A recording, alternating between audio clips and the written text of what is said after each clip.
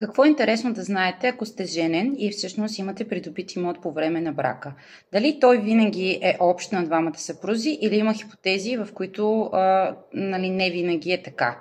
Член 21 от Семейния кодекс дава основната разпоредба, а тя е, че имот, който е придобит възмездно, т.е. закупен е по време на брака, става съвместна съпружеска общност. Въпросът е обаче дали всички имоти, които придобивате, са придобити по този начин, защото тези, които са придобити по наследство чрез дарение или по други безвъзмездни начини, не стават семейна имуществена общност.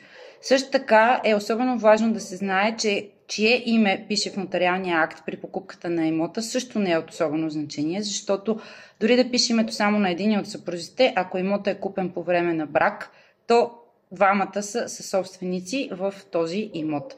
Също така е важно да се знае, че ако имотът, въпреки че е купен по време на брак, е купен със средства само на един от съпрузите, и това може да бъде доказано, като например, че те са от дарение, от наследство или други, които сам е изкарал, то тогава има ситуации и хипотези, в които може да се докаже, че другия съпруг няма никакъв личен принос и да се направи трансформация в собствеността и на практика този, който си го е купил със собствени средства, да стане единствен собственик.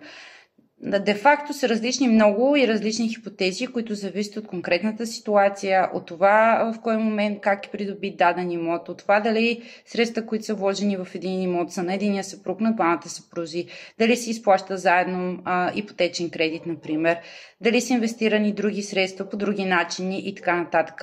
Всяка една ситуация е различна, защото ситуациите житейските също са различни и в такива моменти това, което ние препоръчваме, е всеки казус да бъде разглеждан индивидуално. За целта е най-добрият вариант да бъде направена консултация, с която да можем да помогнем, да прегледаме вашата конкретна ситуация и да дадем експертно, компетентно правно становище.